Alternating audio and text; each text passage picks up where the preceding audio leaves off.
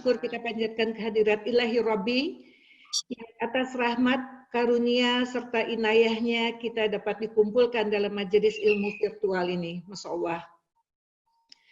Bersyukur sekali atas nikmat iman, nikmat Islam, nikmat sehat, sehingga kita bisa bersilaturahmi di ruang Zoom conference ini. Mohon maaf, di-unmute dulu ya. Maka untuk itu, ada baiknya juga videonya dimunculkan, karena ini kita tidak tolabul ilmu aja, tetapi kita juga bersilaturahim, sehingga bisa bertemu ya, bisa bertatap gitu. Terima kasih yang sudah membuka videonya. Alhamdulillah. Tidak lupa salawat dan salam kita curahkan bagi junjungan kita Nabiullah Nabi Muhammad Sallallahu Alaihi Wasallam beserta keluarga, para sahabatnya, pengikutnya, termasuk insya Allah kita hingga akhir zaman.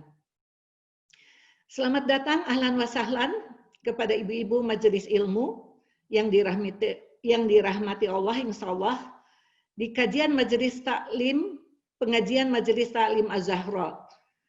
Ini adalah pengajian on Zoom yang kedua dari majelis taklim Az-Zahra, dan insya Allah kita nanti akan mendapatkan tausiah dari Buya Yahya tentang menjaga akidah untuk keselamatan dunia dan akhirat.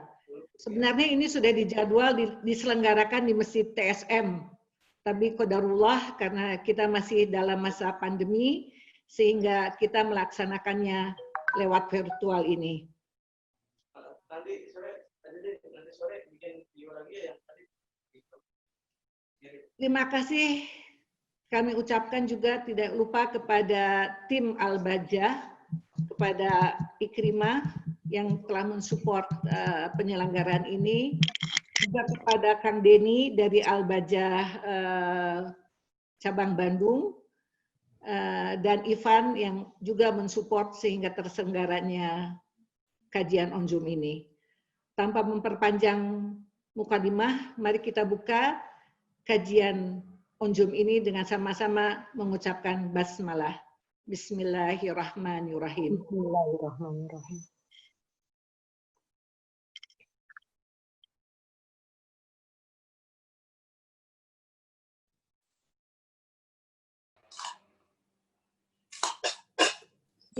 Bu Ina temut. Iya, oke. Saya ulangi. Untuk pertama, mari kita dengarkan alunan ayat-ayat suci Al-Quran yang akan disampaikan oleh santri dari Al-Bajah, Ananda, Husen, dan Hasan. Kami persilakan.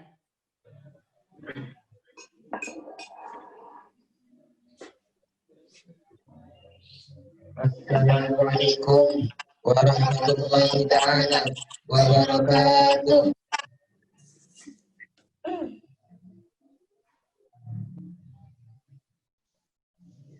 A'udzu billahi minasy syaithanir rajim.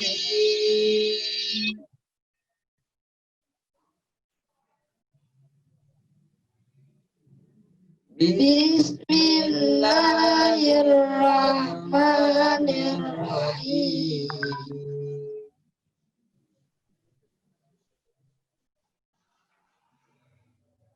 Qul ya kuntum tuhibbuna Allah fattabi'uni.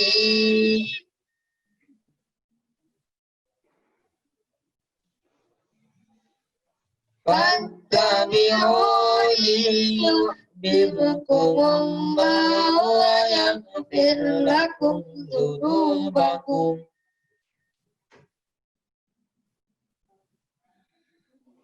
Wallahu ghafurur rahim.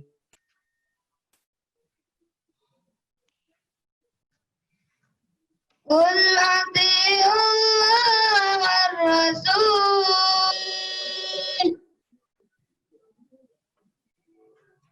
فإن تولوا فإن الله لا يحب الكافرين.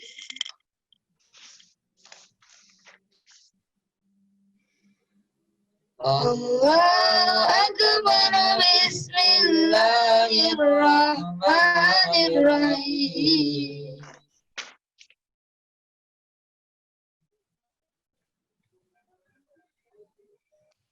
كنتم خير أمة أخرجت للناس تأمرون بالمعروف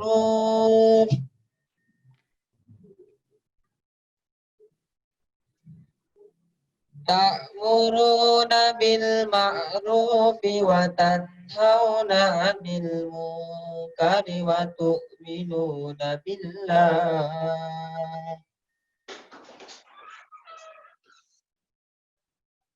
ولو آمن أهل الكتاب لكان خيرا لهم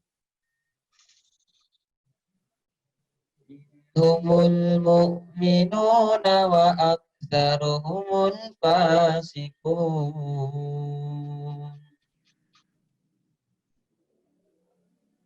لن يضركم إلا أذى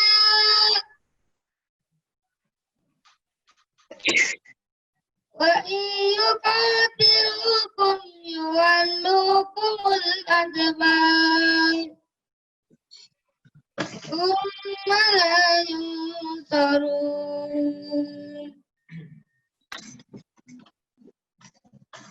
ضربت عليهم الذلة أينما ثقفوا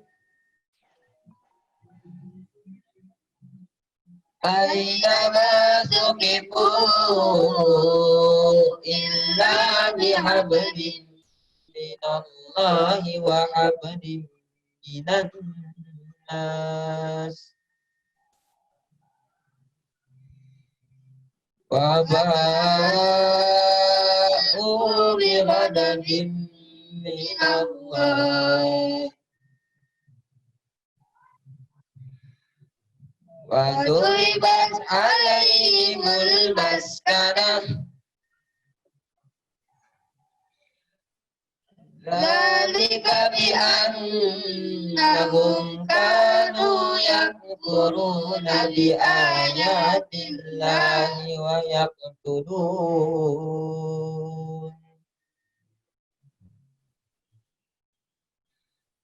ويقتلون الأنبياء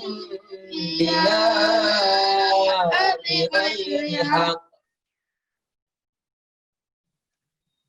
ذلك بما عصوا وكانوا يعتدون. صدق الله العظيم.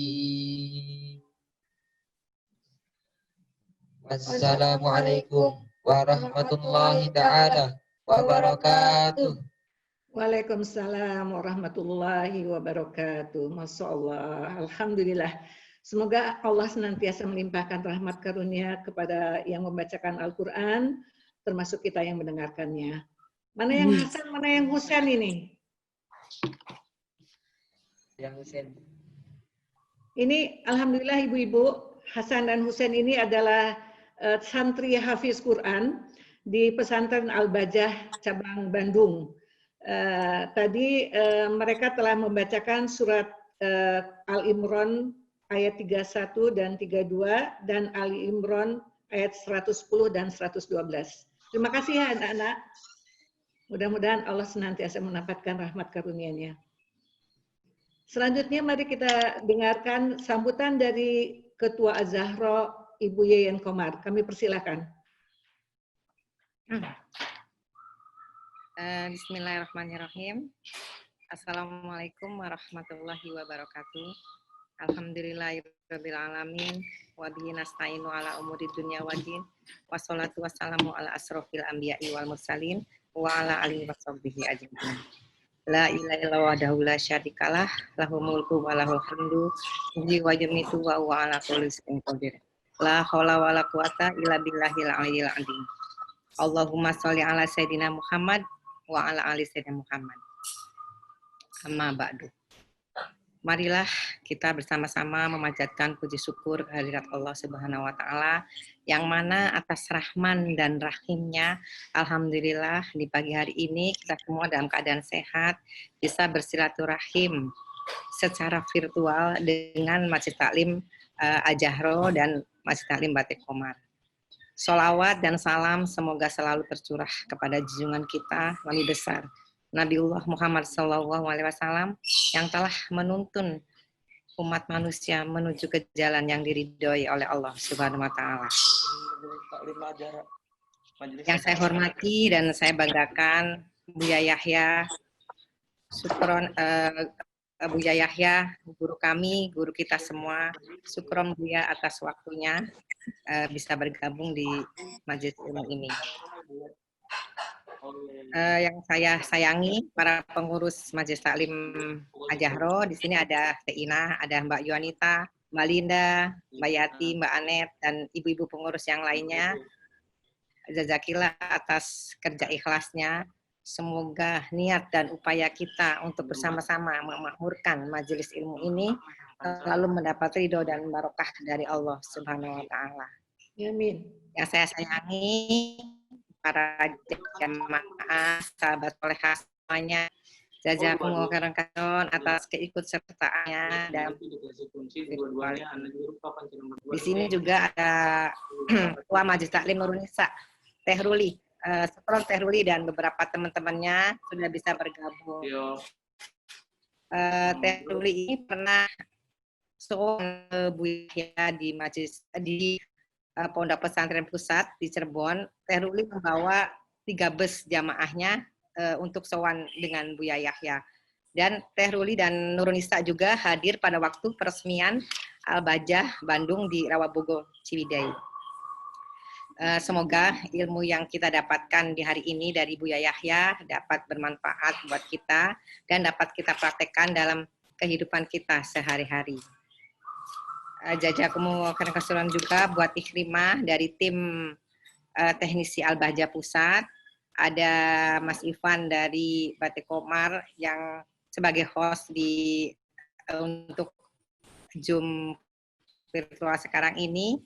Dan di sini juga ada mantan pacar dan masih terus menjadi pacar saya, Mas Komar, yang selalu support setiap kegiatan saya. Terima kasih. Sekiranya sekian saja dari saya. Sekali lagi terima kasih atas keikutsertaannya. Mohon maaf bila dalam pelaksanaan kajian secara virtual ini banyak kekurangan. Billahi taufiq wa hidayah. Wassalamualaikum warahmatullahi wabarakatuh. Waalaikumsalam warahmatullahi wabarakatuh. Terima kasih Bu Yeyen atas sambutannya. Juga saya sampaikan terima kasih kepada pacarnya Bu Yeyen ya. Ayah yang memang selalu mensupport pengajian Az-Zahro ini, terutama pada hari ini. Kepada ibu-ibu sambil menunggu Buya Yahya gabung di Zoom ini, kepada ibu-ibu yang sekiranya udah ada pertanyaan walaupun tidak mungkin sesuai dengan materi, nanti bisa dituliskan di kolom chat karena nanti Bu Yahya akan menyampaikan materinya dalam waktu 30 menit sampai dengan 10.30. Sisanya 10.30 sampai dengan pukul 11 itu nanti adalah waktunya berinteraktif. Dan kalau misalnya lebih efektif dituliskan lewat chat, mungkin nanti akan saya bacakan untuk disampaikan kepada Buya Yahya. Kita masih menunggu kehadiran Buya Yahya.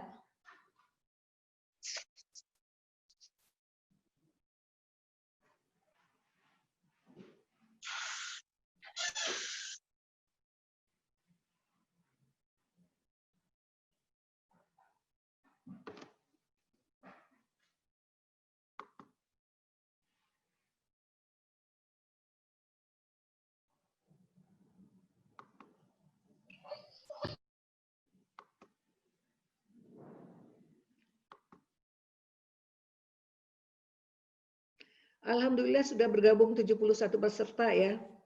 Mungkin nanti akan menyusul lagi, menambah lagi.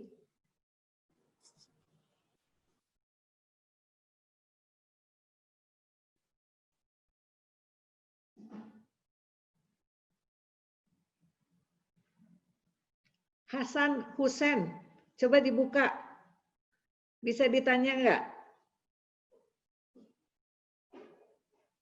Nah, Hasan mondok nggak di asrama ini, di mondok nggak?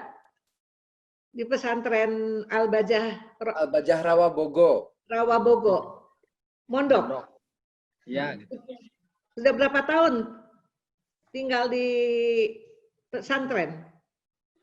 Dijawab, jawab dek. Ini diambil mic-nya. Mic-nya diambil, diangkat. Yang Hasan mana Hasan? Coba Hasan. Angkat tangan, Hasan. Oh. Hasan, coba udah berapa lama tinggal di pesantren? 2 tahun. Hah? 1 tahun. Udah hafiz berapa juz? Udah hafal berapa juz? 5 juz. Yang jelas dek, ngomongnya yang jelas dek, dibantu dari pesantren. Siapa yang bisa ngejawab? Baru 5. Baru 5. Udah berapa lama katanya di Rawabogo? Sebelumnya di mana? Dibantu? Sebelumnya di Cirebon pusat. Oh. Ini Ustadz Akasa yang jawab ya? Nah, Pak Haji. Tolong punten dibantu. Jadi sudah berapa lama katanya? Tadinya di Cirebon dulu. Kalau asalnya dari mana tadi itu Tad? Asal dari Brebes, Pak Haji. Brebes. Alhamdulillah. Nah, dari Brebes di Cirebon, kemudian ketika Rawabogo dibangun, bisa ditempati, baru pindah. Iya. Ke Tovan. Alhamdulillah. Dalam Nah, 1 tahun udah 5 juz ya? belum Alhamdulillah. 1 tahun ya. Di Rawabogo kan baru berjalan berapa bulan, belum. Ya. Kalau yang Sebelumnya di pusat satunya, dulu. Yang satunya Dari Kalimantan, Pak Haji. Oh, dari Kalimantan. Udah juz berapa, Dek? Berapa juz? Sama, Pak Haji. Oh, sama. Alhamdulillah. Kalau yang paling tinggi, Ustadz, berapa juz yang di Rawabogo, Ustadz? Masih baru 10, Pak Haji. Baru 10. Ya. Ada berapa santri, Pak Ustadz? Ustadz Akasa. Ada 57 santri. Semuanya Ikhwan? Ya, semuanya ikhwan, laki-laki semua. Putra. Oh, tidak campur ya? Ikhwan semua ya? Alhamdulillah. Oh. Ada 9 santri yang sudah 30 juz yang sebelumnya ikut karantina kemudian khidmah di sini. Kalau sudah 30 juz itu bagaimana terus, Ustaz? Ya, sebelum nanti setelah ini, setelah mereka khidmah di sini, nanti tahun ajaran baru mereka masuk ke kelas tafakuh atau tahfiz plus untuk belajar bahasa Arab, nahwu shorof, ilmu fikih, tauhid dan sebagainya. Oh, jadi dasarnya itu hafalan dulu, baru nanti kepada bahasanya begitu ya, nahwu shorofnya ya. Ya, jadi 30 juz ini baru dasar, belum apa-apanya. Bagaimana kiat-kiat untuk menghafal nih Hasan? Untuk mengulang-ulang biar ibu-ibu juga semangat menghafal Quran. Ceritakan dong. Untuk ibu-ibu biar bisa menghafal seperti anak-anak santri. Ayo dong, ngomong dong. Hasan dijawab Hasan. Hasan atau Husen? Atau Husen, Bang? Husen aja Husen. Bagaimana menghafalnya? Kalau untuk menghafal kunci utamanya sih kata Ustaz sih ikhlas. Ikhlas. Nomor 1 ikhlas ibu-ibu tuh. Harus hati yang ikhlas. Kemudian harus ikhlas ya. Kemudian yang pernah mikir kalau menghafal, soalnya menghafal itu tidak kenal usia. Ada yang udah tua, yang udah nenek, tapi pengen niatnya pengen hafal Quran. Allah kasih hafal Quran. Jadi ngapal itu tidak kena usia. Walaupun sudah ibu-ibu, insya Allah bisa hafal Quran. Masya Allah, ini nasihat buat kita. Untuk ibu-ibu, untuk yang sudah berusia, itu tidak menjadi hambatan ya katanya ya. Usia untuk terus menghafal ya. Asal niatnya yang kuat begitu ya, Husein. ya. Jadi ayo semangat ibu-ibu menghafal, malu nih sama Husein dan Hasan ya. Buya belum hadir juga ya? Oh, udah hadir Buya. Makasih ya santri ya, Husein dan Hasan ya. Karena ini Buya sudah bergabung. Kita akan ke Cirebon. Assalamualaikum Buya. Waalaikumsalam warahmatullahi wabarakatuh. Alhamdulillah. Aduh. Terima kasih Buya bergabung dalam Alhamdulillah. Az-Zahra. Tadi kami membukanya dengan bacaan ayat-ayat Quran yang dibacakan oleh santri Al-Bajah dari dari Bandung, cabang Bandung, Ustaz. Masya Allah. Tadi sudah disampaikan juga sambutan dari Ketua Majelis Ta'lim Az-Zahra dari Ibu Yayan Komar. Dan sekarang waktunya kepada Buya untuk memberikan materinya. Terima kasih. Baik, bismillahirrahmanirrahim. Assalamualaikum warahmatullahi wabarakatuh. Alhamdulillah, wassalatu wassalamu ala rasulillah. Habibina Sayyidina Muhammad ibn Abdullah wa ala alihi wa ashabihi wa mawalah. Allahumma ya Rabbana thabbit qulubana ala dinik. Allahumma ya Rabbana ahyina ala sunnati habibika Sayyidina Muhammad wa amitna ala millatihi wa khsurna yawmal qiyamati ma'a zumratihi. Amma ba'd. Yang sangat kami cintai, kami muliakan, ibunda-ibunda yang solehah dari Majelis Az-Zahra. Semoga Allah memberikan keistiqomahan dalam perkumpulan kebaikan. Dan semoga Allah memberikan ketulusan, dan itu yang terpenting. Sebab sebanyak apapun amal yang kita lakukan, jika bukan kita lakukan atas dasar ketulusan karena Allah, maka amal akan sia-sia. Dan semoga Allah memberikan keistiqomahan, karena istiqomahan itu adalah yang membuat setan menangis. Karena setan selalu menghadang dan menggoda, ingin membelokkan kita dari yang semula sudah berkumpul dalam kebaikan, sering melakukan kebaikan. Setan membisikkan agar kita tidak melakukan kebaikan. Tujuannya adalah ingin menjadikan kita kawan mereka. Kemudian yang harus kita syukuri lagi bahwa kita ini perkumpulan majelis taklim itu sebetulnya perkumpulan seperti yang disebutkan dalam topik. Perkumpulan menjaga akidah itu ya seperti ini. Kalau ingin menjaga akidah, buatlah perkumpulan yang baik.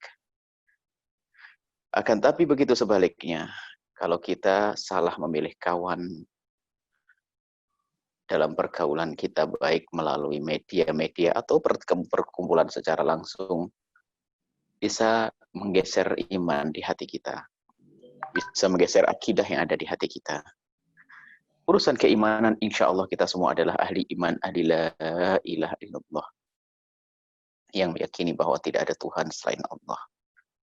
Dan kita meyakini bahwasanya baginda Nabi Muhammad SAW adalah utusan Allah. Kemudian kita juga yakin betul apa yang Allah turunkan kepada baginda Nabi. Al-Quran adalah pedoman kita, kitab suci. Dan itu semuanya benar dari Allah. Dan begitu juga baginda Nabi tidak berucap kecuali dengan wahyu. Itu adalah rentetan-rentetan tentang keimanan yang harus kita hadirkan di hati kita. Dan insya Allah semuanya sudah ada pada kita. Cuman tadi betul judulnya adalah menjaga. Kita sudah punya sebetulnya. Akan tapi kadang kita teledor. Mendengar informasi agama dari asal orang, tidak tahu siapa dia. Hanya karena kalimatnya manis, omongannya manis, kalimatnya indah, tiba-tiba langsung direkam di otak kita, hingga dirasakan oleh hati kita. Tanpa kita sadari itu telah mencuri iman kita.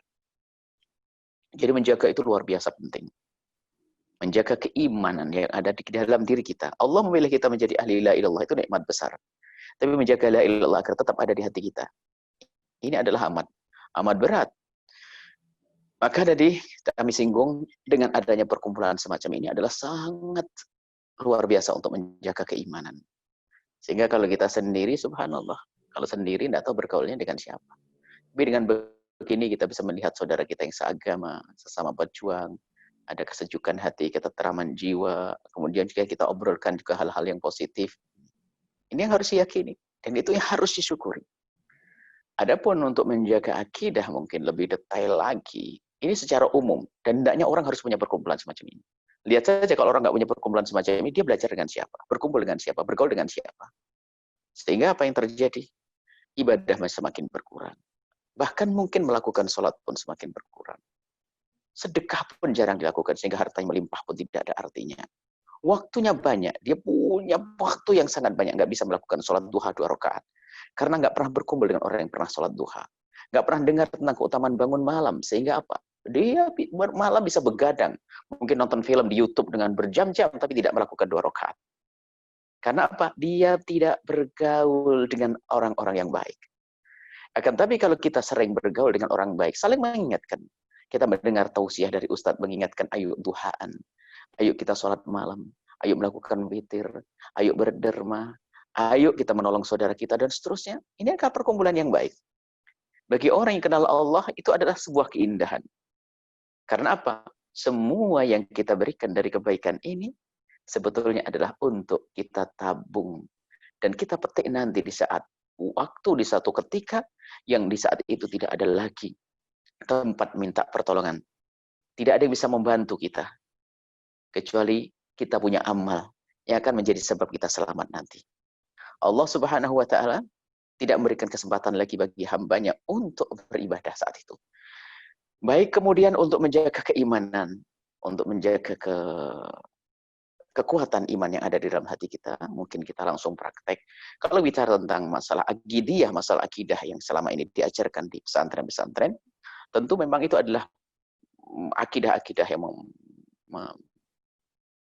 memerlukan waktu yang lama, kemudian meras otak karena harus menggabungkan beberapa materi di otaknya, seperti harus memahami ilmu mantek, harus memahami ilmu-ilmu, harus mengenal tentang falsafah agar tahu mana falsafah sesat dan tidak sesat. Itu kan bagi pemikir-pemikir yang tugasnya adalah untuk mengkanter daripada pemikiran-pemikir luar Islam. Tapi untuk kita, nggak usah repot-repot dengan demikian itu. Kita mulai sederhana saja. Kalau ingin jaga iman kita, membiasakan yang berikut ini. Akan terjaga, tidak akan bisa diganggu. Yang pertama, urusan dengan Allah. Biasakan segala sesuatu yang ada urusan dengan Allah, Anda bisa mengagungkan dan memuliakan. Keimanan sudah ada. Allah Maha Tunggal, Anda sudah punya keyakinan semuanya. Akan tapi kita biasakan, misalnya, kalau melihat nama Allah jatuh misalnya, ada mushaf, kita perhatikan Al-Quran. Kita perhatikan di rumah kita, kalau ternyata Al-Quran tumbuhannya masih di bawah, kita tidak punya kepekaan keimanan. Dimulai dari sederhana. Tapi kalau orang sudah merasa tidak nyaman di saat melihat Al-Quran di tumpuan paling bawah, maka seluruh iman di dalam hatinya. Nggak akan kecolong, nggak akan kecuri iman itu. Ini mengagungkan Allah. Dimulai dari ini, kita sederhana saja. Nggak usah dialog falsafah nanti. Akan tapi membiasakan kita. Misalnya ada nama Allah jatuh, langsung bergegas. Tidak boleh. Bahkan kalau kita naik mobil secepat apapun, ada nama Allah jatuh, kita kembali. Membiasakan di rumah kita. Kita biasakan kalau ada orang menyusun kitab, ada susunan. Kitab tertinggi adalah Al-Quran, tafsir Al-Quran, kitab hadis, tafsir hadis, kemudian kitab-kitab yang lainnya. Kalau dijajar tentu dipilihkan yang tempat yang paling istimewa adalah untuk Al-Quran. Urusan dengan Allah, memuliakan Allah. Dan di saat menyebut nama Allah, ini urusan dengan Allah dulu. Jangan biasa untuk berbohong, untuk guyonan. Urusan agama. Jangan main. Urusan dengan Allah. Menyebut nama Allah. Berzikir menyebut nama Allah. Jangan dibarengi dengan sesuatu yang tidak pantas. Mengagungkan Allah. Dari sini kalau kita sudah biasa mengagungkan Allah. Sampai para masyayikh mengatakan. Mengagungkan Allah adalah kalau kita ingin tahu. Sejauh mana pengagungan kita kepada Allah adalah. Bagaimana urusan kita dengan kitabullah. Waktu mendengar Al-Quran dikumandangkan, apa yang ada di hati kita? Kalau kita cuek begitu saja. Kita berusaha untuk mendengar hormat. Menghormat, Masya Allah. Suatu ketika ada di sebuah perjalanan, kan? Karena waktu rombongan banyak, maka kita sholat kebetulan tidak di sebuah tempat yang layak untuk sholat. Akhirnya, waktu sholat begitu, ada yang menjaga tempat tersebut itu tiba-tiba gara-gara sholat di begitu tuh kok tergopoh-gopoh. Sampai setengah kebingungan begitu. Kok di sini? Wow. Terus jalannya tuh minggir. Menunjukkan kalau dia menghormati orang yang sholat. Tapi kita perhatikan secara, ini orang yang bekerja di situ. Akhirnya mencoba cari tahu siapa dia. Ternyata terbukti bahwasanya dia adalah, kata orang tersebut, kata yang punya ini adalah, dia adalah seorang yang bekerja di sini, tapi Masya Allah. Dia adalah yang menghidupkan tempat ini. Perempuan dia. Dia adalah bangun malamnya biasa. Dia ngajinya bagus. Dia. Jadi akan terbaca. Kelihatan kita dari melihat waktu dia tergopoh-gopoh menunjukkan. Ini orang sholat tergopoh-gopoh menghormat orang sholat. Minggir sampai dia kebingungan. Untuk memuliakan orang yang sholat. Memuliakan orang sholat, memuliakan Allah. Kalau kita sudah tidak peduli Al-Quran dikumandangkan, kita tenang saja. Kemudian ada Al-Quran tempatnya di rumah kita, tak taunya di bawah koran. Na'udzubillah. Dan kita harus peka ini. Kalau memang kita belum peka masalah ini, jangan bicara tentang keimanan yang tingkat tinggi. Tidak. Artinya kita tidak mengerti bagaimana memuliakan, mengagungkan. Dimulai dari sini. Kalau sudah kita biasa mengagungkan Allah, lihat. Di dalam kita melakukan sholat, pertama kali kalimat yang kita ucapkan adalah Allahu Akbar. Mengagungkan Allah. Dari sinilah kalau mengagungkan Allah ini, maka akan semakin kuat iman itu. Jadi kalau sudah ada hubungannya dengan Allah, mari kita ucapkan dengan hormat, nada hormat. Kita dengar dengan nada hormat. Kalau sudah ada hubungannya dengan Allah. Dimulai dari kata mushaf di rumah Anda. Makanya kalau kita membaca Al-Quran diwajibkan kita harus punya air. Kalau menyentuh Al-Quran harus punya wudu. Wanita dalam keadaan tidak suci pun, tidak suci nggak boleh dan sebagainya. Itu sudah mengajari kita agar ngerti. Bukan berarti wanita itu najis, tidak. Laki-laki pun tidak punya wudu nggak boleh menyentuh, sama. Akan tapi menunjukkan kalau kita harus di saat berurusan dengan kitabullah Al-Quran, ada pemuliaan di hati kita. Bukan hanya sekedar wudu-wudu saja, memuliakan kitabullah. Dan memuliakan Allah. Iman billah ditandai dengan ini. Yang kedua adalah kepada Rasulullah Sallallahu Alaihi Wasallam. Iman itu adalah suatu yang agung dalam hati kita. Berkenan dengan baginda Nabi, biasakan. Kalau memang kita punya iman yang sesungguhnya, lihat. Waqiruhu. Disebutkan. Memuliakan, mengagungkan Nabi. Mengagungkan Nabi ini, sekarang begini saja. Ada Anda seorang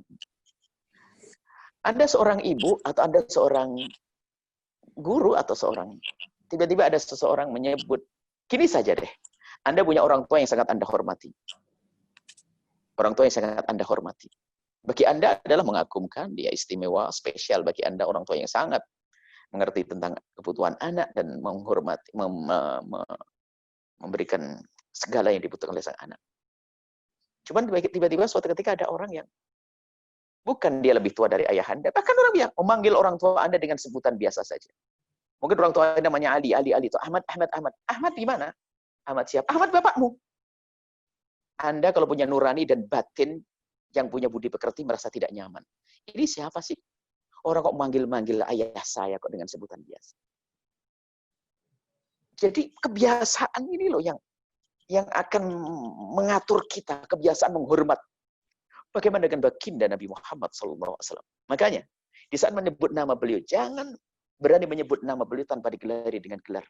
Apakah Anda sebut dengan baginda Nabi, atau Nabi Muhammad, atau Rasulullah, atau Sayyidina Muhammad.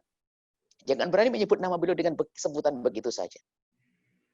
Ini adalah sebetulnya makna penghormatan. Kalau di dalam kitab disebut mungkin kitab sejarah dan sebagainya. Dalam penulisan sejarah, akan tapi lihat, kita kan punya batin, punya nurani. Saya pun kalau menyebut orang tua Anda dengan sebutan nama saja, Anda tidak simpati kok dengan saya. Ini sudah fitrah orang yang mengerti makna kemuliaan. Jadi, hal-hal sepele ini mari diperhatikan. Kalau sudah bisa mengagungkan Nabi, maka lihat, nggak akan kropos itu iman. Sekarang Nabi dibikin guyonan dan sebagainya. Termasuk urusan dengan baginda Nabi siapa? Ahli baitnya Rasulullah dan sahabatnya Nabi. istri-istri Nabi. Kalau nyebut istri baginda Nabi jangan hanya sebut nama beliau, sebut Sayyidah Khadijah Al-Kubra, Sayyidah Aisyah. Dan memang akhir-akhir ini kita suarakan bagaimana. Sebab kalau kita langsung to the point, ayo kuatkan iman begini, bagaimana cara menguatkan? Ya ini, kita pengen sesuatu yang sifatnya praktis dan bisa kita lakukan setiap saat. Kalau sudah di dalam diri Anda terbangun penghormatan kepada baginda Nabi, menjadikan lisan Anda tidak berani menyebut beliau kecuali dengan gelar kebesarannya. Menyebut istri baginda Nabi, Sayyidah Aisyah. Allah. Sayyidah Aisyah Ummul Mukminin, ibundanya kaum mukminin. Sayyidah Khadijah Al-Kubra. Itu sebenarnya makna di dalam hati Anda. Nggak usah pakai referensi mana-mana. Referensinya adalah hati Anda sendiri. Ibunda Anda disebut begitu saja, apakah Anda tega? Apalagi kita mau tradisi di sini adalah tradisi di Sunda, tradisi Jawa, ada tata krama. Menyebut orang lebih besar adalah dengan penghormatan. Memang ada satu kaum nggak ada itu semuanya. Manggil suaminya namanya, itu urusan mereka. Tapi kita punya tradisi. Loh, tradisi kita kok nggak kita terapkan untuk Nabi Muhammad ini gimana ini? Apa yang ada di hati kita? Menyebut nama baginda Nabi. Nabi Muhammad SAW. Sayyidat Aisyah. Allah. Kita menyebut nama beliau sah, tidak dosa. Tapi sebetulnya, di saat kita bisa menyebut beliau dengan gelar kebesarannya, ada makna pengagungan kepada Nabi, dan itu makna iman. Sederhana. Sederhana yang demikian itu. Kalau kita baca buku sejarah, memang banyak buku-buku kitab-kitab yang tidak disebut dengan Sayyidah dan sebagainya. Karena itu dalam irama menyebutkan sejarah. Tapi kita kan yang punya rasa. Biarpun di situ tidak ditulis Sayyidatina Aisyah, kita tambah sendiri. Karena ada hubungannya dengan Nabi, itu bunda saya kok. Coba. Kalau ada orang sudah bisa muliakan Allah dengan cara itu. Memuliakan baginda Nabi dengan cara seperti tadi. Mustahil akan bisa terongrong itu iman. Sekarang ada orang merendahkan baginda Nabi. Merendahkan Al-Quran. Mengejek syariat. Itu mengejek syariat kan keluar dari iman. Berangkat dari mana? Ya dari nggak biasa memuliakan hal-hal yang harus dimuliakan. Ya muliakan baginda Nabi. Istri baginda Nabi. Sahabat baginda Nabi. Allah. Kemudian istri baginda Nabi dan keturunan ahli bait Nabi Rasulullah, ahli bait baginda Nabi Muhammad sallallahu alaihi wasallam. Ini saja sederhana. Jadi bagaimana tadi kita biasa mengagungkan Allah dan yang ada urusan dengan Allah, tolong mushaf di rumah Anda. Anda harus membawa mushaf dengan penuh penghormatan. Jika harus di mobil, diletakkan di mana? Dihormati dia, dijaga dia, disampuli itu mushaf. Muliakan, bungkusnya kasih minyak wangi. Kemudian urusan dengan baginda Nabi SAW, jangan menyebut baginda Nabi kecuali dengan kebesaran. Bahkan sedikit sejenak khusyuk membayangkan kita melihat Nabi Muhammad. Kemudian keluarga baginda Nabi dengan gelar kebesarannya. Kemudian setelah itu jangan lupa bersalawat kepada Rasulullah SAW. Kalau dua ini kunci sudah kita pakai, kira-kira siapa yang bisa menyuri iman kita? Oh, ngajak kita musuhan dengan Allah? No, nggak bisa dong. Ngajak keluar dari syarat Nabi, nggak bisa. Nabi yang harus aku agungkan kok. Begitu. Ini kunci sederhana. Tidak harus pakai dialog falsafah, tapi dengan rasa. Anda punya rasa. Anda punya rasa, Anda punya rasa. Kita dengan rasa itulah. Rasa, iman. Halawatul iman. Menemukan manisnya iman kalau kita biasa menggunakan rasa. Rasa ini. Di saat urusan kita dengan Allah, kita dengan rasa. Dengan Nabi Muhammad, dengan rasa mahabbah. Cinta. Kasih sayang. Penghormatan, pengagungan. Ini insya Allah. Semoga dengan ini semuanya Allah menjaga iman kita. Wallahu a'lam bissawab. Masya Allah, mudah-mudahan apa yang telah disampaikan oleh Bu Yahya bermanfaat sekali untuk kita. Dan kita masuk kepada sesi tanya jawab ya Bu ya. Kita interaktif. Untuk kesempatan pertama saya berikan kepada Pak Haji Komar, ini hadir juga di sini. Mungkin ada pernyataan atau pertanyaan, saya persilakan ke Pak Haji, mangga. Bismillahirrahmanirrahim. Assalamualaikum warahmatullahi wabarakatuh. Assalamualaikum. Sayyidina Muhammad wa ala ali Sayyidina Muhammad. Yang sama-sama kami hormati dan cintai guru kita semua, Buya Yahya beserta keluarga, yang semoga senantiasa dirahmati Allah, diberikan kesehatan, umur yang panjang, yang berkah, serta Buya diberikan kemudahan dalam menjalankan dakwahnya. Kita tentunya terus dapat membimbing kami semua untuk senantiasa istiqomah beribadah kepada Allah dan terus Amin ya Rabb. mencintai Amin, amin. dan mengikuti ajaran Rasulullah Sallallahu Alaihi Wasallam agar kami Sallallahu selalu alaihi di dunia dan di akhirat. Amin. wasallam. Terima kasih Buya bisa menyempatkan waktu pada acara Zoom Taklim di ruang virtual yang diselenggarakan oleh Majelis Taklim Al-Jahro dan dihadiri pula oleh Majelis Taklim Batik Komar, dan tadi juga ada dari Nurunisa dan beberapa pejuang Al-Bahjah Bandung khususnya. Komar ingin menyampaikan setelah berdirinya Pondok Pesantren Al-Bahjah di Rawabogo Ciwidey, alhamdulillah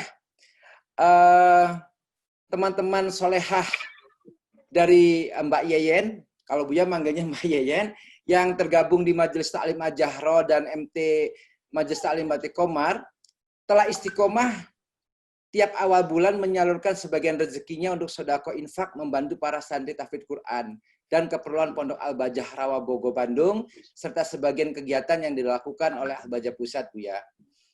Untuk itu, mohon doa dan bimbingan dari Buya, bagaimana caranya agar kami semua senantiasa bisa istiqomah untuk menjaga dan membantu perjuangan Buya melalui LPD Al-Bahjah, khususnya yang ada di Bandung ini, tepatnya di Pondok Pesantren Al-Bahjah Rawabogo.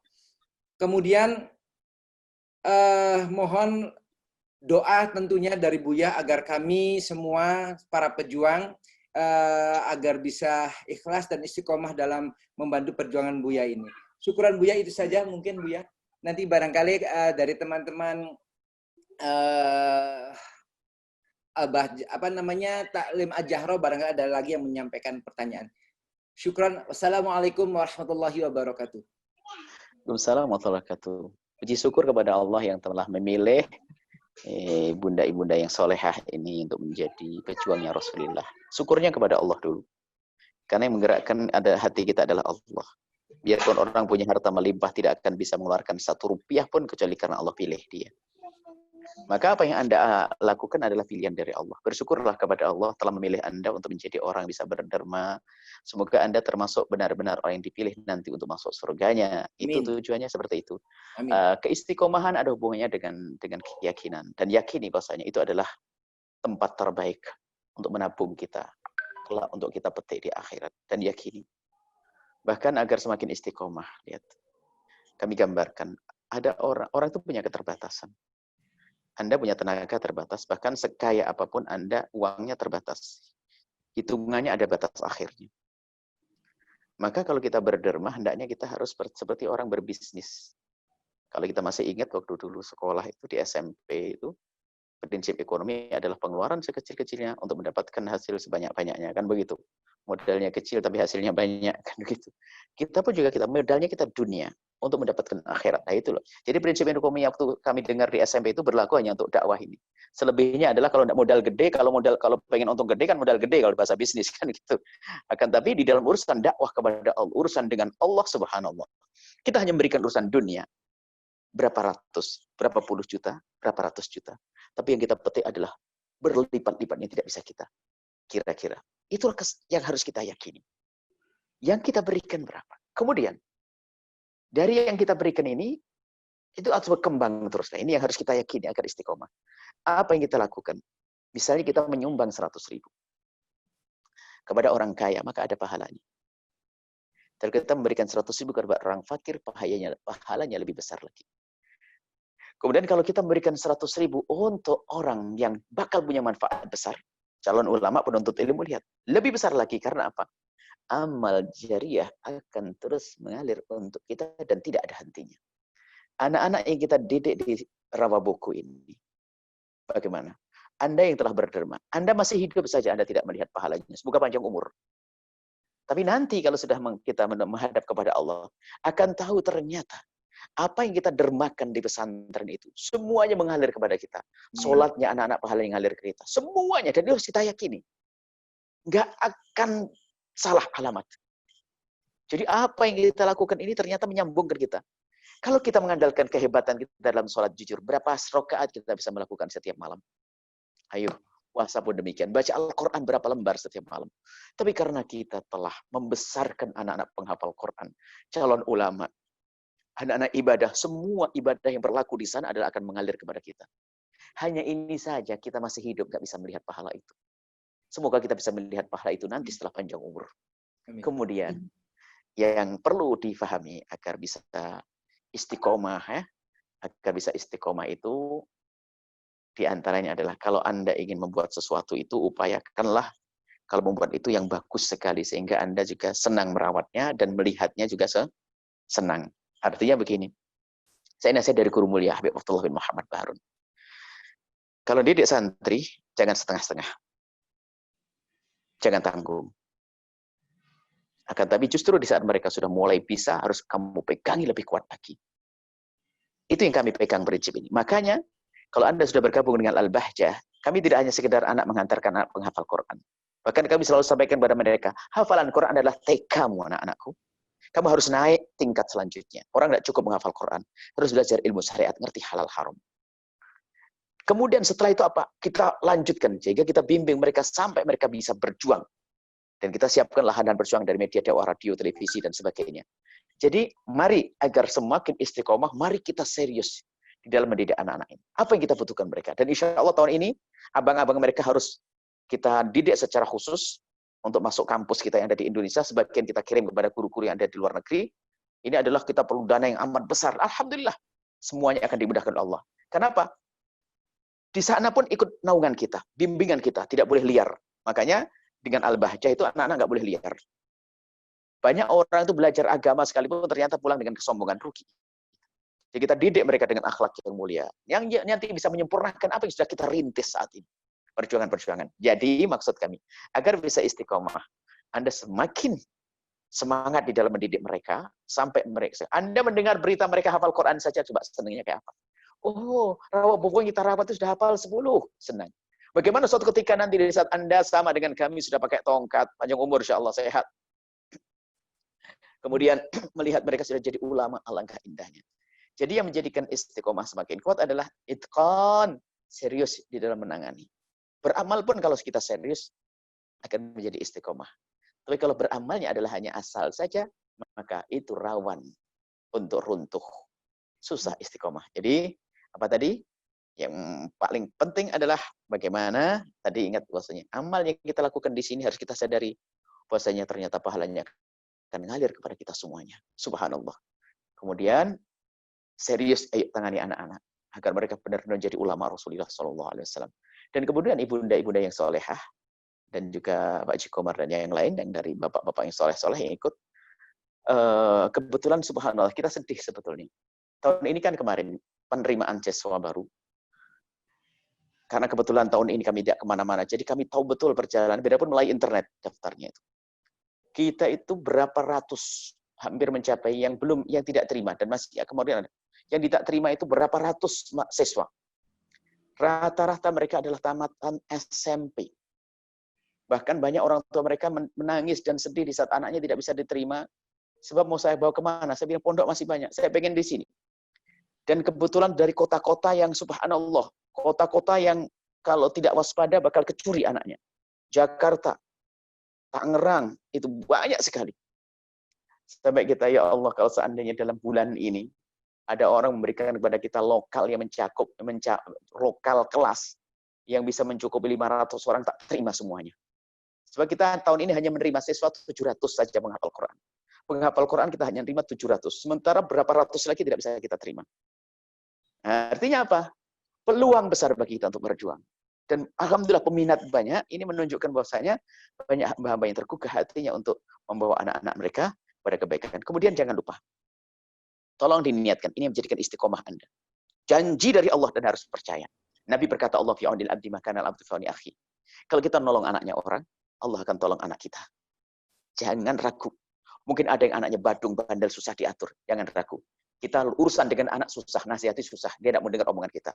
Saya langsung kepada Allah. Niatkan, ya Allah, aku akan mengangkat santri ini. Ya Allah, dengan ini angkat anak saya. Anda akan menemukan batas waktu kenakalannya. Dan ini mujarab pengalaman dari orang-orang terdahulu. Anak badung, bandel, nasihati, membantah dia semuanya. Berarti kita kurang nolong anaknya orang. Diniatkan setiap nolong anaknya orang. Diniatkan anak yang badung jadi baik. Yang baik semakin baik. Termasuk yang tidak dikarunia anak. Itu jadi anak-anak Anda nanti yang akan memberikan keutamaan kita di akhir di saat kita menghadap kepada Allah Subhanahu wa taala. Ini yang harus kita yakin. Maka jangan ragu. Maka terus bergabung insya Allah, dan kami ucapkan terima kasih subhanallah, ayah Allah yang maha tahu. Dan juga kami ucapkan selamat Mbak Yayan yang membawa ini semuanya, mendapatkan pahala, dan semuanya tolong sampaikan kepada majelis yang lainnya, kepada saudara-saudara kita yang lainnya, saudari yang lainnya. Dan kalau tiba-tiba Anda kok merasa gitu, nikmatnya, itu iman. Itulah yang Anda cari. Anda memberi iman, ya Allah, alhamdulillah aku bisa nolong. Tadi bahasanya alhamdulillah kami bisa membantu. Keluar duit kok alhamdulillah. Itu kan iman. Alhamdulillah kami bisa nolong. Keluar duit, keluar dari kocek kita. Kok bisa ngucap alhamdulillah? Yang disampaikan Mbak Aci tadi, mewakili ibu-ibu semuanya. Ini adalah iman dalam hati yang kita bahas hari ini. Akidah. Bukan hanya sekedar basa-basi, kita memberinya. Alhamdulillah saya bisa menolong. Allah. Itu nikmat. Insya Allah ahli istiqomah semuanya. Dan jangan lupa saling doa. Allah alam bisawab. Alhamdulillah, terima kasih Buya. Mudah-mudahan apa yang barusan disampaikan jadi memotivasi kita lebih banyak lagi pejuang-pejuang sedekah yang bisa membantu anak-anak hafiz Quran. Kepada ibu-ibu yang lain, silahkan, masih ada waktu untuk interaktif. Saya nggak bisa melihat semuanya, jadi kalau yang mau bertanya silahkan buka aja audionya, speakernya. Assalamualaikum, boleh nanya Teteh? Oh iya, silakan. Ya, Ibu Irma ya? Iya. Ya, silakan, langsung aja Ibu Irma. Ya. Bismillahirrahmanirrahim. Alhamdulillah Buya, sedang sekali akhirnya bisa ikut kajian Buya. Semoga Buya selalu dikasih kesehatan, amin. Amin ya Rabb, amin, amin. Saya mau tanya Buya, beberapa kali saya ikut kajian online, itu kan ada para guru menyatakan bahwa barang siapa yang melakukan qiyamul lail berturut-turut 40 hari, itu dahsyat sekali gitu efeknya ke kita. Nah, pertanyaan saya adalah, kebetulan saya wanita yang masih haid Buya, jadi nggak mungkin untuk saya melakukan berturut-turut 40 hari itu. Jadi kadang-kadang saya sedih Buya, duh saya kepengen gitu loh ngelakuin ini, tapi kok nggak bisa gitu. Nah, itu bagaimana menyingkapinya ya Buya? Baik, subhanallah. Terima kasih. Apa yang bisa dipahami di balik pertanyaan? Yang kami pahami di balik pertanyaan adalah, dari ibunda yang sekolah ini ada kerinduan. Itulah yang kita bahas hari ini, iman. Jadi siapapun dari kita harus punya kerinduan untuk berbuat baik. Dengar berita bahwasanya 40 hari. Sebenarnya beritanya bukan hanya 40 hari. Istiqomah. Setiap malam tidak harus nunggu 40 hari. Keutamaan qiyamul lail tidak harus nunggu 40 hari. Jadi tidak harus nunggu 40 hari. Akan tetapi setiap malam. Setiap malam adalah kemuliaan yang Allah menyeru, hal min mustaghfirin. Siapa yang minta ampun kepadaku akan aku beri pengampunan. Yang punya hajat akan aku kabul hajatnya. Ini jadi bukan nunggu 40 hari. Jangan sampai setelah 40 hari selesai aku sudah dapat. Oh, enggak begitu. Biasakan, pastikan setiap malam. Kecuali waktu Anda dalam keadaan misalnya capek sekali karena bepergian dan sebagainya. Tapi kalau dalam keadaan haid masih bisa. Mohon maaf. Anda jangan salah paham. Yang dipanggil oleh Allah di sepertiga akhir malam itu bukan orang suci saja. Siapapun yang waktu itu terjaga. Maka kalau Anda dalam keadaan haid, Anda membanguni anak-anak Anda, membuatkan kopi, minuman sambil nunggui, Anda sudah sama sambil berzikir, istighfar. Jangan seperti sebagian ibu-ibu, mulai dari tahajudnya libur, nyuapin sarapan libur, sarapan suaminya libur, semua libur semuanya. Jadi lumayan jadwal tidurnya kalau masa haid sampai jam 9 pagi. Nggak begitu. Jadi kita itu tetap rutin bangun malam, tetap. Sebab yang diseru oleh Allah adalah siapa yang bangun malam di malam itu. Bukan bersolat, tidak. Kita bisa berzikir, baca sholawat malam itu. Jadi nggak ada libur beribadah kepada Allah. Haid itu yang nggak boleh kan hanya sholat saja. Sama berpuasa saja. Membaca Al-Quran. Selebihnya Anda bisa baca zikir, sholawat sebanyak-banyaknya. Ini yang sering dilupakan oleh hamba Allah. Dan kita betul menemukan, betul Bu ya, waktu saya ngomong, sampai sarapannya pun adalah sudah ditinggal, kopinya pun sudah disiapin sendiri, biar suaminya nyeduh sendiri. Iya betul Bu ya, itu istri saya itu. Jadi jangan libur, tetap Anda bangun malam, menyiapin minuman hangat, anak-anak dibangunin sholat, setengah jam, setelah tidur lagi, Anda kalau lanjutkan tidur, tapi bangun malam tetap. Bangun malam tetap, jangan terputus. Karena apa? Kalau sudah terputus, apalagi headnya lebih dari 10 hari kan, lupa kebiasaan itu. Mulainya jadi berat lagi. Kan begitu? Jadi kebiasaan bangun malam terus harus ada. Dan yang diseru oleh Allah di saat malam itu adalah bukan orang yang suci saja, akan tapi siapa yang menghadap kepada Allah dengan berzikir, sholawat, permohonan, itulah yang Allah sambut. Allahu a'lam bishawab. Insya Allah. Berarti tidak untuk sholat tahajud aja ya, Buya ya. Kita bisa melakukan aktivitas amal soleh yang lain. Terima kasih Buya. Yang lainnya masih ada yang mau bertanya? Silakan dibuka mute-nya dan langsung aja disampaikan.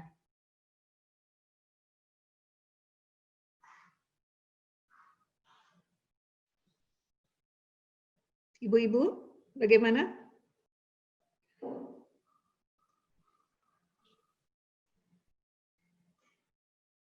Ini saya bacakan, ada yang lewat chat. Mungkin tidak inline dengan materi yang disampaikan oleh Buya. Pertanyaannya, apakah yang diajarkan pada kelompok Wahabi itu bertentangan dengan akidah Islam? Jadi kok akidah Islam tuh ada ciri secara umum. Secara umum, untuk rambu-rambu, baru nanti kita bisa menilai. Seorang itu di dalam beragama harus menjaga kehormatan orang yang beriman. Kehormatan orang yang beriman. Sehingga haram darahnya haram, mencaci juga haram, dan seterusnya. Itu adalah kehormatan di dalam orang beragama. Tidak hanya mengarah kepada pembahasan tentang Wahabi. Jika ada setiap kelompok yang ternyata begitu mudah menjustis orang yang beriman dengan hukuman dia itu adalah keluar daripada iman, maka siapapun kelompoknya adalah melakukan kesalahan. Termasuk diantaranya akidah yang saat ini masyhur di dunia, ada akidah ahli sunnati wal jamaati al-asy'ariyati dengan penekanan kepada sifat Allah yang 20. Mereka mengatakan, meyakini ahli sunnah wal jamaah asy'ariyah meyakini sifat Allah sangat banyak, tidak berbatas. Hanya sifat 20 yang selama ini kita pelajari perlu dibahas secara detail karena apa? Di sana banyak orang yang berbeda dari kaum-kaum ateis yang tidak percaya akan adanya Tuhan. Kaum yang menduakan Tuhan, tidak bertauhid. Kemudian kaum-kaum yang menyerupakan Tuhan dengan makhluknya, mukhalafah hadis. Maka itu boleh dibahas detail. Bukan sifat Allah hanya 20. Dan ini kaum Asy'ariyah ini. Lah kok ada sekelompok kalau sudah disebut kaum Asy'ari, lah kok sesat, bahkan dianggap bid'ah, bahkan tidak ragu mengucapkan kafir, siapapun kelompoknya adalah mereka nggak benar. Akidah keimanan sudah mengakar di negeri kita dari masa ke masa. Kehebatan juru dakwah waktu itu mengajarkan. Di musa kecil, mungkin Anda masih ingat. Yang umurnya dengan saya atau lebih tua sedikit dari kami. Biasanya di musola masih ingat Allah wujud, Qidam, Bako, Mukhalafatu, Lil Hawadisi, Qiyam. Semuanya dihafal itu. Itu sebenarnya akidah sebetulnya. Orang dulu kalau mengajarkan akidah sederhana. Contohnya, di kampung saya diajarkan waktu itu apa? Menyebut nama-nama orang besar bersama nama. Abu Bakar, sahabat Nabi, Umar, Utsman, Sayyidina Ali. Itu adalah pemantapan akidah agar tidak perkara dengan akidah Syiah. Sederhana, sifat 20 dihafal. Dan sekarang orang yang mengusung ulama-ulama yang menyerukan sifat 20 diolok dan dicaci. Terserah kelompok itu namanya apa, itu adalah salah dia. Kita membawa akidah benar dan pemikiran akidah. Makanya ahli sunnati wal jamaati asy'ariyati. Yang berbeda dengan akidah ahli sunnah wal jamaah al-asy'ariyah, bisa jadi dia akidah benar asalkan tidak mencaci, mengolok, dan menghujat.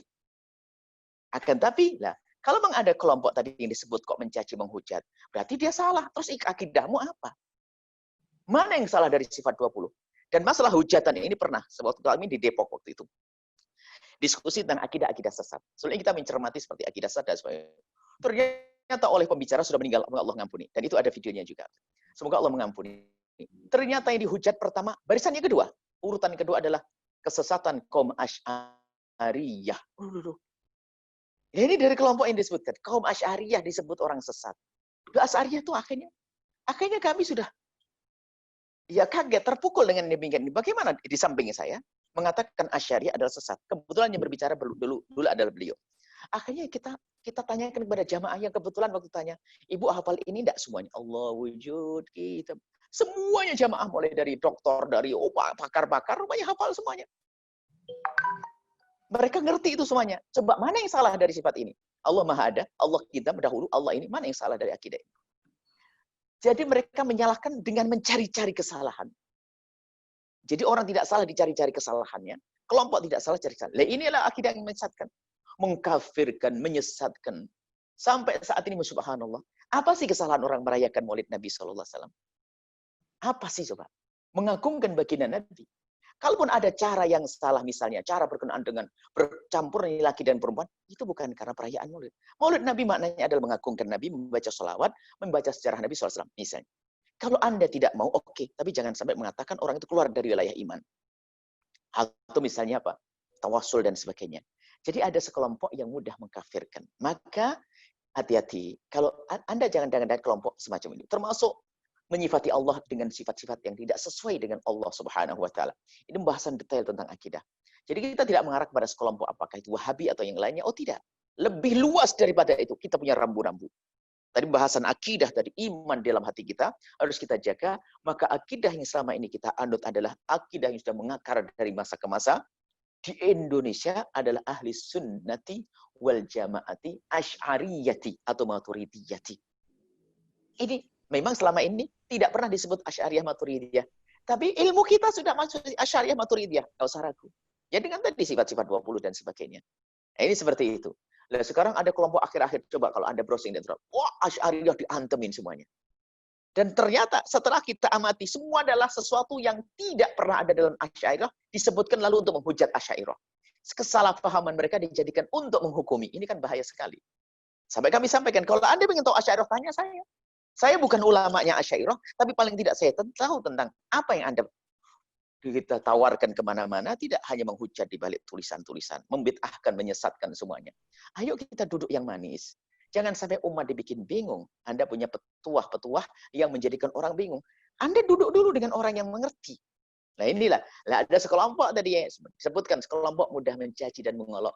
Anda tidak perlu urusan dengan yang. Kenapa? Anda tidak akan indah dengan saudara. Anda tidak akan indah dengan suami. Coba setiap kelompok sudah kemasukan model-model. Setiap keluarga ingat. Kalau sudah salah satu dari mereka kemasukan kelompok-kelompok yang sudah menyalahkan orang lain tadi, mengkafirkan dia, sudah tidak nyaman, tidak indah. Mukanya muka serem. Ini bid'ah, ini sesat, masuk neraka. Kalau belajar, kita belajar, ada saudara-saudara kita juga belajar. Diskusi yang baik di kalangan ulama seperti pada zaman dahulu. Jangan umat dibikin bingung sampai dikatakan, oh sholatnya nggak sah semuanya. Gimana ibu-ibu yang sudah sepuh 90 tahun dianggap sholatnya tidak sah. Neraka. Bagaimana orang mau mati ditawarkan dengan neraka? Bukan Allah Maha Kasih. Tapi juga di sisi lain, ada kelompok yang tidak pernah mengerti hak dan batil. Kelompok yang menyamakan semua agama. Ini ekstrim juga. Liberal. Islam sama semuanya. Oh, orang kafir pun adalah bisa mendapatkan surga. Ini adalah kesesatan keluar dari iman pernyataan semacam itu. Surga hanya untuk orang yang beriman saja. Adapun orang yang tidak beriman nggak perlu surga Allah. Kenapa kita sodor-sodorkan surga ke mereka? Mereka tidak perlu kita doakan karena mereka tidak minta doa dengan kita. Ada yang bermasalah. Pernah Anda mendengar mungkin kita perlu mendoakan saudara kita yang meninggal dari kaum Nasrani. Ngapain kita maksain doain mereka? Mereka sendiri nggak mau kita doain kok. Bahkan mereka kalau kita doain ketawa, saya tidak percaya dengan Tuhanmu, ngapain kau doain aku? Ya gitu. Jadi ada sekelompok kesesatan-kesesatan adalah termasuk liberal tadi, termasuk kelompok-kelompok yang mengkafirkan Sayyidina Abu Bakar Siddiq. Ada Syiah yang mengkafirkan Abu Bakar Siddiq, mencaci Siti Aisyah, ini. Kemudian juga mencaci ahli bait Nabi, mencaci kaum Asy'ariyah. Ini kalau Anda menemukan orang semacam itu, langsung Anda coret. Anda tidak boleh berkumpul dengan mereka. Saya ingin Islam yang indah. Islam yang bisa menyejukkan hati masyarakat, kelompok, dan seterusnya. Wallahu a'lam bishawab. Masya Allah. Masih ada waktu ya, Buya. Saya bacakan ini pertanyaan lewat chat dari Ibu Erna. Mau tanya, Buya, bagaimana caranya agar akidah ini tertanam kuat dalam jiwa anak-anak? Yang pertama, kita harus tahu di mana tempat kita menanamkan akidah. Artinya pendidikannya itu di mana. Kalau sudah beriman, mereka sudah kita didik dengan iman dari kecil ya, mereka sudah ngerti sholat dan sebagainya. Cuman kadang biarpun sudah benar, tapi kalau kita salah memilih sekolah, itu menjerumuskan anak kita. Anda tidak bisa mendidik setiap saat. Anda tidak memberikan kepada anak-anak Anda setiap saat dan apa yang mereka inginkan. Tidak semua yang mereka inginkan kita bisa memenuhi. Maka cara yang paling istimewa adalah kita sambungkan anak kita dengan guru-guru mulia. Sehingga kecintaan yang tumbuh di hati mereka itu yang akan membentengi mereka. Dan untuk memahamkan kepada anak-anak kita harus punya identitas 5 agar akidah selamat. Yang pertama, seorang yang berakidah benar harus dia adalah berakidah yang namanya akidah Islam. Seorang itu muslim. Dan muslim pun ternyata belum cukup. Ada muslim yang ngaco, Islam-Islaman. Islam bakar orang, Islam bunuh orang, Islam ngebom orang. Enggak. Ada Islam mencaci. Islam harus ada Islam ahli sunnati wal jamaati. Ahli sunnah pun banyak orang ngaku ahli sunnah, banyak ahli sunnah palsu. Ahli sunnah pun harus Asy'ariyah dan Maturidiyah. Identitas yang ketiga. Setelah dia adalah seorang yang Asy'ari atau Maturidi, ikut Abu Hasan Asy'ari, Abu Hasan Maturidi, kita harus bermadhab. Karena bermadhab artinya mengikuti ulama. Kalau ada anak sombong, saya ingin langsung pada Quran dan hadis Nabi, nggak akan sampai dia. Membaca Qurannya saja nggak jelas. Harus kita bermadhab, mengikuti ulama madhab. Apakah kita ikut madhab Syafi'i, Maliki, Hambali, atau Hanafi. Kemudian, yang keempat adalah, kelima adalah kita harus ikut manhaj ahli tasawuf. Artinya, membiasakan diri kita ikut ulama-ulama yang mengajarkan kita untuk membersihkan hati. Ilmu tasawuf itu apa sih? Ilmu yang itu tadi, membersihkan hati agar kita punya kerinduan kepada Allah. Cinta kepada sesama, tidak menggunjing, tidak mencaci, dan tidak mendendam. Dan inilah ada sekelompok tadi yang mencaci maki Asy'ariyah tadi, termasuk mencaci maki Sufi. Memang ada tasawuf yang palsu. Kita tidak udah punya urusan dengan tasawuf. Kita tasawufnya adalah tasawuf membersihkan hati. Sholat 5 waktu yang benar, menghormati saudara dengan itu yang perlu kita hadirkan tasawuf. Tidak dendam kepada sesama, tidak ngedengki, senantiasa mendoakan orang lain. Lihat.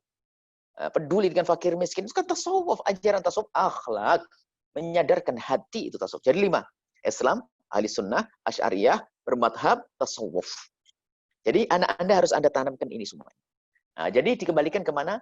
Ke tempat pendidikan itu. Maka sekarang Anda perlu tanya pada diri Anda sendiri, kita sendiri. Di mana sekolah kita, anak kita? Anak kita sekolah di mana? Sekolah umum, oke. Justru lebih aman sekolah umum kalau tidak dicampuri dengan agama daripada sekolah umum campur agama yang ngaco. Sekolahnya favorit, kita masukkan ke sana. Kenapa ada agamanya? Agamanya sesat. Untuk apa? Atau sekolah agama di tempat yang salah juga bermasalah. Yang paling tepat adalah sekolah agama dengan pendidikan umum digabungkan di tempat yang benar akidahnya. Kalau tidak, anak kita sekolah di pendidikan umum yang nggak ada agamanya, baru setelah itu kita beri waktu untuk belajar agama kepada guru yang benar. Sekarang sering latah. Karena mungkin orang itu ya kurang dekat sama ulama, dekat dia sama internet. Jadi kalau nyarikan pondok atau sekolah anak itu langsung browsing di internet. Yang penting bagus bangunan dosen. Tidak peduli akidah apa dan sebagainya. Itu musibah. Di dalam mencari guru untuk anak-anak kita harus tahu sanad ilmunya itu kemana. Bertentangan dengan agama yang ada di akidah masyarakat atau tidak. Kebiasaan-kebiasaan seperti apa? Karena anak kita harus hidup di kebiasaan yang sama dengan mereka. Jadi harus kita perhatikan. Makanya sekolah yang akan mengajari anak kita harus punya identitas 5. Kiai yang ngajari anak kita harus punya identitas 5. Guru yang akan membimbing anak kita harus punya identitas 5. Kalau tidak, jangan. Jangan mengatakan, oh saya kan hanya ngambil Qur'annya saja. Qur'an dibacakan. Tapi pemikiran akan disuntikkan. Ini saja insya Allah. Hati-hati. Jadi dalam memilihkan sekolah untuk anak-anak Anda, baru nanti akan terjaga akidah iman putra-putri kita semuanya. Wallahu a'lam bishawab. Terima kasih Buya. Terakhir mungkin ini Buya, ada satu lagi lewat chat dari Ibu Nina. Buya, apa bedanya antara amanah dan wasiat? Baik, wasiat itu bagian daripada amanah. Kalau amanah itu luas. Kalau wasiat itu sendiri, gitu, hukum wasiat agak luas ya. Tidak, wasiat itu, jadi gini, berpindahnya sesuatu dari orang ke orang, itu kalau berpindahnya keluarga dalam keluarga, jika berpindahnya waktu hidup namanya hibah. Jika berpindahnya karena kematian namanya waris. Jika memberinya waktu hidup diberikan setelah mati namanya wasiat itu. Jadi gini, kalau ayah meninggal maka anak mewarisi. Tapi kalau ayah memberikan anaknya waktu hidup namanya hibah. Tapi wasiat itu begini, nak, kalau aku mati nanti, itu ngomongnya waktu hidup. Kalau aku mati nanti, tolong nak ya, dermakan beberapa uang daripada sebagian dari harta abah ke masjid itu namanya wasiat. Nah, wasiat itu bisa pemberian, wasiat bisa yang lainnya. Yang penting ngomong sebelum mati. Baru dilaksanakan setelah mati. Jadi antara hidup dan mati itu wasiat. Kalau hidup saja namanya hibah, kalau setelah mati namanya waris. Nah, kemudian masalah wasiat, tidak semua wasiat harus dipenuhi. Ini harus tahu. Jangan latah tentang orang kampung, wasiat harus dipenuhi. Bahkan ada wasiat yang haram dipenuhi. Haram. Contohnya ada seorang tua mau meninggal wasiat. Nah, tolong kalau abah nanti wafat, tolong ya nak, itu anak-anak mabuk 6 orang itu jangan lupa dibantu setiap hari ya. Wah ini wasiatnya nggak boleh dipenuhi. Atau, nak, kalau abah mati, awas kau jangan ke rumah bibimu nak ya. Awas, abah nggak ridho. Itu wasiat yang salah, nggak boleh dipenuhi. Karena mengajak mutus tali persaudaraan. Nah, wasiat sendiri harus ada dilihat. Makanya kalau ada wasiat, sodorkan ke ulama. Wajib atau tidak wajib? Kalau wasiat wajib harus penuhi. Baik. Adapun amanah lebih luas daripada ini. Amanah adalah sesuatu yang diberikan, dibandingkan kepada kita untuk disampaikan kepada yang lainnya. Itu amanat. Apakah lisan, amanat omongan, atau harta, atau sesuatu yang harus kita simpan lalu kita sampaikan. Amanat. Makanya kalau sudah seorang bendahara suka ngambil, tidak amanat. Korup. Bahkan kadang pesan tidak amanat. Jadi kalau tidak amanat lebih luas lagi. Amanat menjalankan amanat luas. Termasuk menjalankan wasiat bagian daripada amanat. Dan baginda Nabi SAW sebelum menjadi Nabi, beliau digelari dengan Amin. Orang yang sangat amanah. Dan kalau sudah orang itu sudah distempel amanah, biarpun musuh pun menghormati. Kalau orang sudah masuk dengan kejujuran, lawan pun akan segan. Termasuk begitu amanatnya baginda Nabi, itu amanat. Digelari Al-Amin. Sampai orang yang memusuhi Nabi pun masih percaya dengan Nabi. Ajib. Jadi waktu Nabi mau hijrah itu, Nabi menyuruh Sayyidina Imam Ali untuk menempati tempat tidur baginda Nabi. Menempati tempat tidur baginda Nabi, Nabi keluar pergi hijrah ke Madinah. Untuk apa Sayyidina Ali ditempatkan di situ? Nabi merintahkan Sayyidina Ali untuk menjaga amanat. Jadi nanti kalau mereka orang-orang kafir Quraisy itu datang, jangan sampai mereka mengatakan kalau Nabi Muhammad pergi membawa harta. Baginda Nabi mengatakan pada Imam Ali, wahai Ali, ada amanat ini. Nanti kalau ahlinya yang punya tanya berikan. Biar tahu kalau aku memang tidak pernah melanggar amanat. Itu. Jadi harus amanat hati-hati. Dan amanat ini dimulai dari kecil. Kalau belanja sayur saja sudah naikkan harga, sudah nggak amanat. Jadi pembantu sayur harganya 500, laporannya jadi 700. Ya karena kelas pembantu cuma 200. Jadi kalau dia jadi pejabat juga sama, korup. Ke rumah makan itu nanti minta kepada kasirnya untuk membuat nota kosong itu. Itu nggak amanat. Halus itu. Banyak macam-macamnya itu. Lagi hati-hati kalau sudah nggak amanat itu akan berkembang. Maka dari itu hati-hati. Kalau sudah diamanati khianat, alamat munafik. Munafik adalah kafir. Itu minah khona. Khianat saat diamanati, na'udzubillah.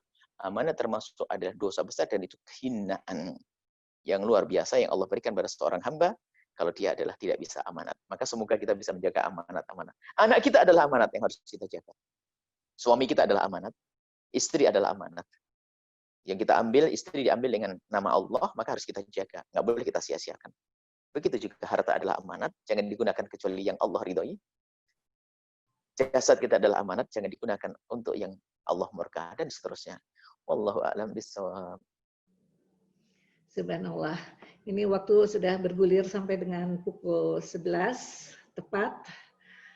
Mudah-mudahan apa yang disampaikan oleh Buya bermanfaat untuk kita semua. Dan kami mohon di penghujung ini Buya dapat memimpin doa untuk kami semua. Kami persilakan. Baik. Bismillahirrahmanirrahim. Alhamdulillahirrahmanirrahim. Allahumma salli ala Sayyidina Muhammad wa ala Sayyidina Muhammad. Allahumma ya Allah, kami mohon jaga perkumpulan ini ya Allah. Engkau Maha tahu ya Allah. Jadikan perkumpulan ini adalah perkumpulan ahli surga. Seperti Engkau mudahkan kami berkumpul dalam perkumpulan ini. Ya Allah, mudahkan kami kelak untuk bisa berkumpul di surga bersama baginda Nabi Muhammad SAW. Dan kami mohon ya Allah, jaga keluarga kami, anak-anak kami ya Allah. Dan kami mohon ya Allah, pilih kami untuk bisa berjuang untuk umat kekasihmu Nabi Muhammad. Berikan kepada kami kekuatan untuk berjuang ya Allah, kekuatan ilmu, kekuatan harta, kekuatan tenaga, kekuatan pikiran ya Allah. Jangan kau tinggalkan kami, ya Allah. Jangan tinggalkan kami. Jangan jadikan kami hamba yang tidak punya perjuangan. Karena semua perjuangan adalah untuk mengangkat derajat kami, ya Allah. Berikan kepada kami kesempatan seluas-luasnya, sebanyak-banyaknya untuk bisa berjuang di jalan kekasihmu Nabi Muhammad. Wujudkan keindahan dalam rumah tangga kami, suami istri yang saling mencintai karenamu, dengan anak yang soleh-soleh yang dibanggakan oleh kekasihmu Nabi Muhammad. Dan kami mohon, ya Allah, ya Allah, ya Allah, yang sempit rezeki lapangan dengan rezeki yang halal penuh berkah, yang sakit sembuhkan, yang punya hutang mudahkan kami dalam bayar hutang kami. Dan kami mohon, ya Allah, jika ada di antara yang bergabung ini adalah hamba-hambamu yang punya anak badung bandel tidak dekat kepadamu, maka kami mohon berikan kesadaran dan jadikan mereka di esok hari menjadi anak yang soleh atau solehah. Dan kami mohon, ya Allah, para santri yang belajar, ya Allah, ya Allah, sibuk yang lain, ya Allah, santri berikan kepada mereka kemudahan dalam menuntut ilmu.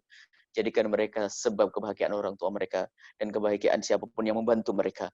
Dan kami mohon, ya Allah, wahai Zat Maha Kasih, kami mohon ya Allah, ampuni orang tua kami dan guru-guru kami, dan kami mohon panjangkan umur kami dalam ketaatan serta sehat walafiat, dan berikan kepada kami semua husnul khatimah, mati dalam keadaan iman. Dan kami mohon, ya Allah, jadikan ucapan kami di akhir hayat kami kelak saat Engkau hendak mencabut nyawa kami ingin saat itu, Allah, hati dan lidah kami mampu mengucapkan kalimat agung dan mulia, la ilaha illallah Muhammadur Rasulullah, la ilaha illallah Muhammadur Rasulullah, la ilaha illallah Muhammadur Rasulullah sallallahu alaihi wasallam.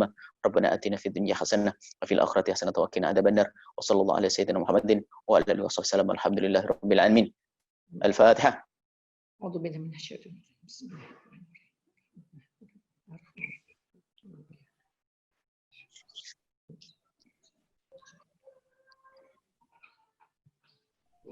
Amin. Sekali lagi terima kasih Buya telah menyempatkan waktunya untuk memberikan tausiah pada kami. Jazakallah khairan kasiran. Mudah-mudahan Buya dan keluarga sehat selalu dan dikurani keberkahan dari Allah.